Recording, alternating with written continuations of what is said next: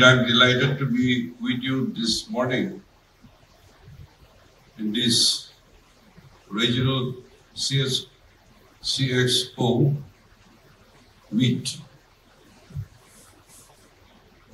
It is of immense satisfaction and a joy to witness a program on the scale of employers converging in the state for this Regional CXO Meet. That is under the Dayal Padaya Gramin Kaushalya Yojana. Even like this further strengthens the Government of India commitment towards the Act East policy. It has been informed that through the novel program of DDU, GKY, rural youths of Northeastern India are getting opportunities to work in multinational companies and helping their household economically. It is also heartening to hear that they are getting to work in foreign countries after getting the exposure of working at home. Also in the metro cities across the country, number of rural youths coming forward to be skilled and opt for job placement in a private companies is an encouraging trend. Most of the northeastern states are dependent on government employees, which is already saturated. Today, seeing the number of senior level representatives, the chief experience officers from reputed companies, I've checked the list and it's about 17 and 18 companies turning up for these employers meet. It itself is a loud testament that our Northeast youths have carved a niche for themselves in the corporate world, and that you are all eager to recruit them, despite the global slump in employment opportunities. The employment potential coming to the Northeast region have a commitment towards equitable nation building. Talking about our youths, our Northeastern youth are adept at catching up with new trends and are ITCV with English as a medium of teaching in the schools in most states in the region. The youth have the advantage of early foundations and they make excellent human resources, particularly for IT and service industries, ready for catering not only in the country but also to the global workforce. Our youth are multi-talented and given opportunity, they will outdo their peers. And in any activities assigned to them, it can be safely assumed that companies gathered here today already have experience of employing youths from the Northeastern region. There is no need to emphasize the advantages of employing them. And I heard you have been coming here for a few times and already you have engaged them, selected them, and given them placement in hundreds.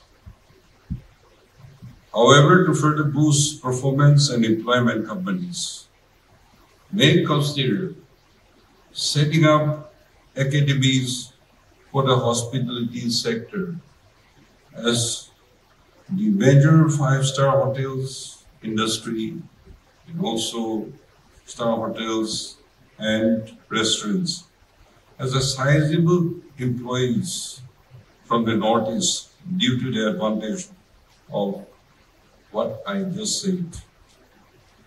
Prevalence of conducive environment already exists for investment in setting up IT companies or employment locally, as the quality workforce is readily available.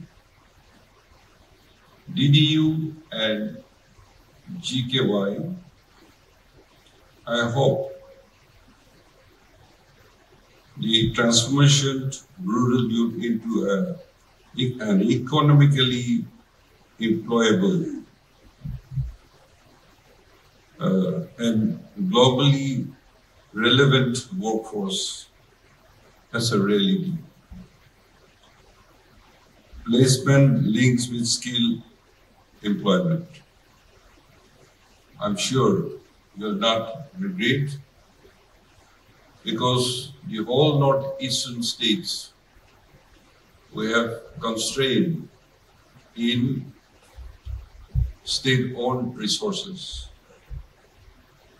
Particularly Nagaland, we don't have industries, we don't have big companies having establishment, and our youth has to look for jobs in the private sector outside the state. As I mentioned, the state government employees are saturated and the private sector has not taken off. Therefore, this is a golden opportunity. You are aware that the Northeast, being strategically located as a doorway to the neighboring Southeast Asian countries, the Government of India is creating opportunities in the region like never before. Therefore, it will be advantageous to those companies who invest and set up their units in the region and the areas. On the apprehensions about peace and security in the region, which has been a major concern for any development, today the scenario has changed for the better. To cite an example, as per the National Crime Bureau, NCRB 2001, my state, Nagaland, has the lowest crime rate against women, making the safest place to live in.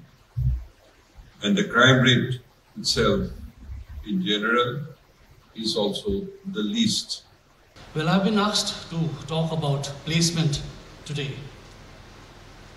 The ultimate and the final objective of this scheme called the DDU-JKY is placement. A fact that is hammered upon us continuously by the respected Joint Secretary and his team, hammered to petrified and sometimes clueless implementers in the state. So we have begun to understand the importance of placement in this scheme. Well, taking from the very recent figures shared by the ministry, the national average of placement against trained is 60% overall. For the northeastern region, it is 58%. Sorry, for the northeastern region, it's 55%. And there are three best performing states in the northeastern region with a percentage of 58, and that includes Assam, Mizoram, and your very own state of Nagaland, as GS has rightly pointed out, Nagaland has been doing very well. And we in Sikkim, we come at a dismal 37%. But then there is a silver lining. There is, to those who are new to the project and the scheme, there is a specification, there is a benchmark of 70% which we have to achieve. So against that benchmark, even the 60% national average looks glum enough. But then there is a silver lining in the sense that the figures I'm quoting is a placement, a percentage placement against trained candidates. The trained number is fixed, it's not going to change. But the placement figure is static, it's dynamic in the sense that for us, the placement is counted against 3 continuous months of receiving salaries. So if you look at the same figures in the next 2 to 3 months, the percentages everywhere is going to come up. So that is a silver lining. So now, why this, especially in the state of Sikkim, why we are failing to catch up with the rest, not just the rest of India, but the rest of Northeast. I would like to very shortly share this thing over here.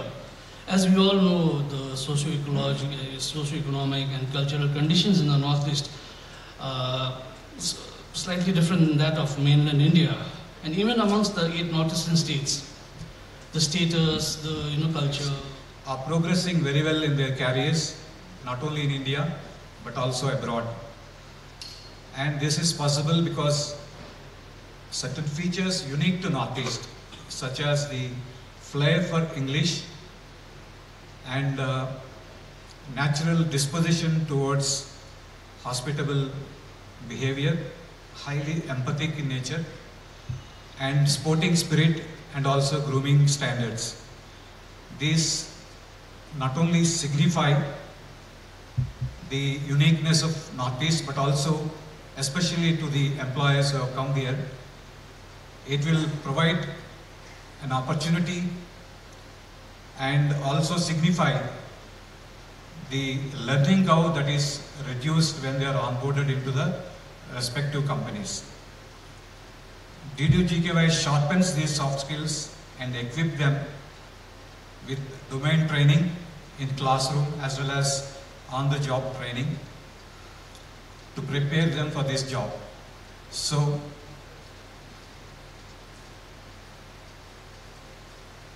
this is also for the information of the prospective employers who are new to the project. I know some of the employees are new to this project. The youth are trained in the DDU-GKY are rural unemployed youth enrolled from the poorest of the poor families. If you hire any youngsters from these families, such a hiring has the potential to transform the lives of his or her entire family and creating an inspiration to many more such youngsters from their villages. As many of youth who are currently enrolled in the program would testify, they had enrolled into the program because they had heard